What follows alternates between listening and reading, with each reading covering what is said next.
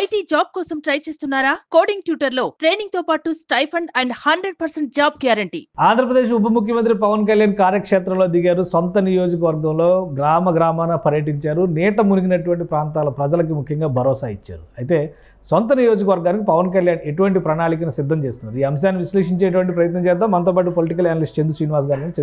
నమస్కారం కేశవ్ గారు. సొంత నియోజకవర్గం, ఎందుకంటే రాష్ట్రానికి ఈ రాష్ట్రానికి కలిపి 2 కోట్లు 400 లక్షల గ్రామ పంచాయతీలకి ఇచ్చారు.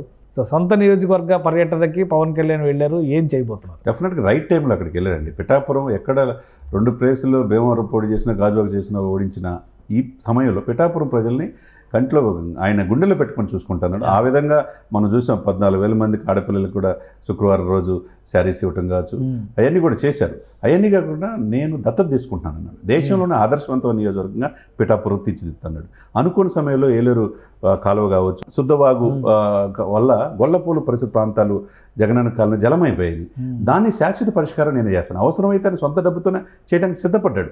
అనే గత ప్రభుత్వాలు 4 దశాబ్దాలుగా ఎవరూ చేయలేని విధంగా ఈయన పిఠాపురం ఓన్ చేసుకున్నాడు. కాబట్టి ఒక ఉప్పాడని పర్యాటక కేంద్రం చేస్తున్నాడు.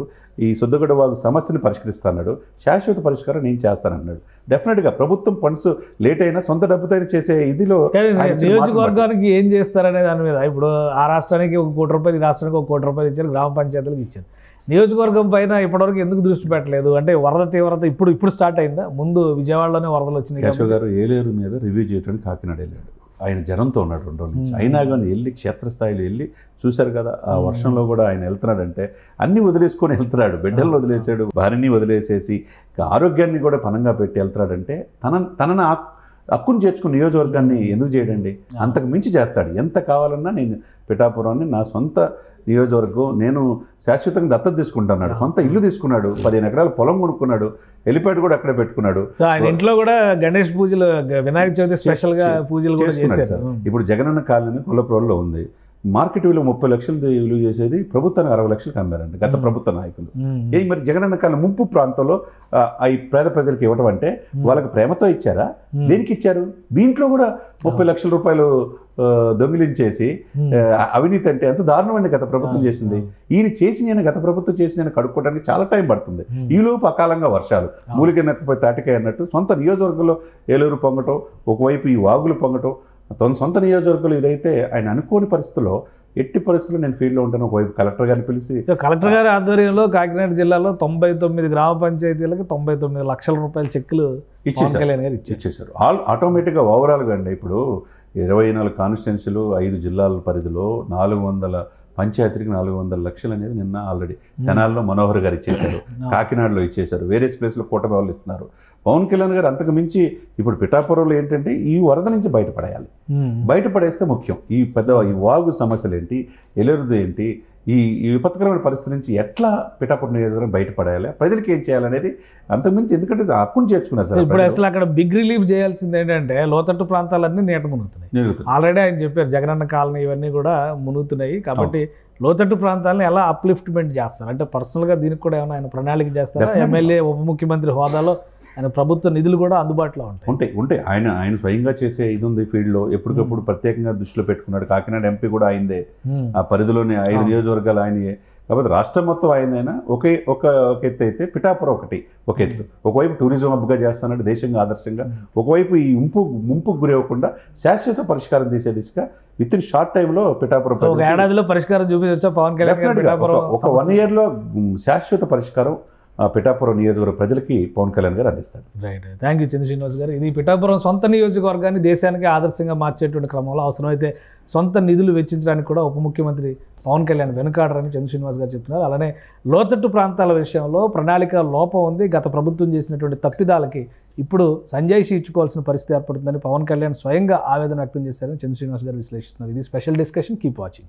ఆంధ్రప్రదేశ్ ఉప ముఖ్యమంత్రి పవన్ కళ్యాణ్ కార్యక్షేత్రంలో దిగారు. సొంత నియోజకవర్గంలో గ్రామాన పర్యటించారు. నీట మునిగినటువంటి ప్రాంతాల ప్రజలకు ముఖ్యంగా భరోసా ఇచ్చారు. అయితే సొంత నియోజకవర్గానికి పవన్ కళ్యాణ్ ఎటువంటి ప్రణాళికను సిద్ధం చేస్తున్నారు? ఈ అంశాన్ని విశ్లేషించేటువంటి ప్రయత్నం చేద్దాం. మనతో పాటు పొలిటికల్ అనలిస్ట్ చందు శ్రీనివాస్ గారు. నమస్కారం కేశవ్ గారు. సొంత నియోజకవర్గం, ఎందుకంటే రాష్ట్రానికి ఈ రాష్ట్రానికి కలిపి 2 కోట్లు 400 లక్షల గ్రామ పంచాయతీలకి ఇచ్చారు.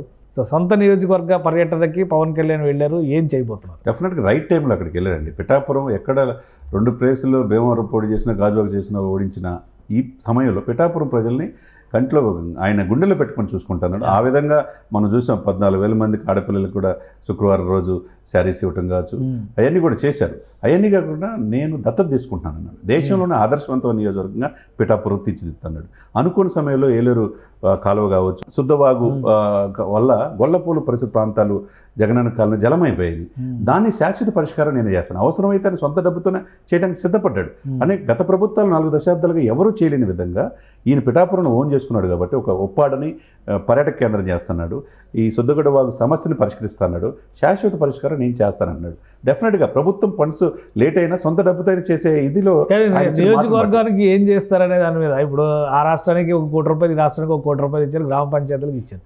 నియోజకవర్గం పైన ఇప్పటివరకు ఎందుకు దృష్టి పెట్టలేదు? అంటే వరద తీవ్రత ఇప్పుడు స్టార్ట్ అయిందా? ముందు విజయవాడలోనే వరదలు వచ్చినాయి. కేశవ్ గారు ఏలేరు మీద రివ్యూ చేయడానికి కాకినాడ వెళ్ళాడు.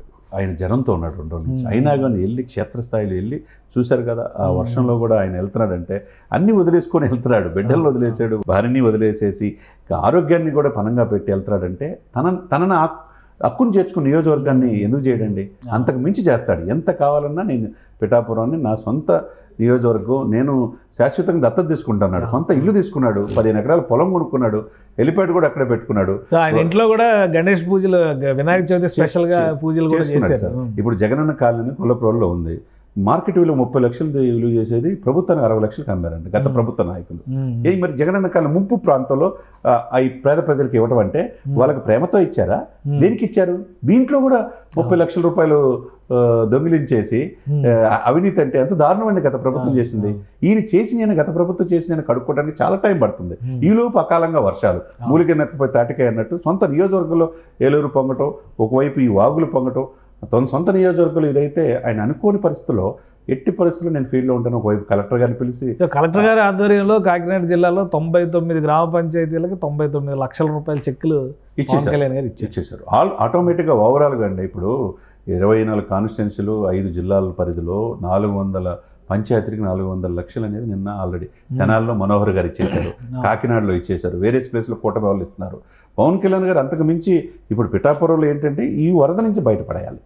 బయటపడేస్తే ముఖ్యం. ఈ వాగు సమస్యలు ఏంటి, ఎలురుది ఏంటి, ఈ విపత్కరమైన పరిస్థితి నుంచి ఎట్లా పిఠాపురం నియోజకవర్గం బయటపడేయాలి, ప్రజలకి ఏం చేయాలనేది అంతకుమించి, ఎందుకంటే హక్కును చేర్చుకున్నారు సార్. ఇప్పుడు అసలు అక్కడ బిగ్ రిలీఫ్ చేయాల్సింది ఏంటంటే లోతట్టు ప్రాంతాలన్నీ నీట మునుగుతున్నాయి.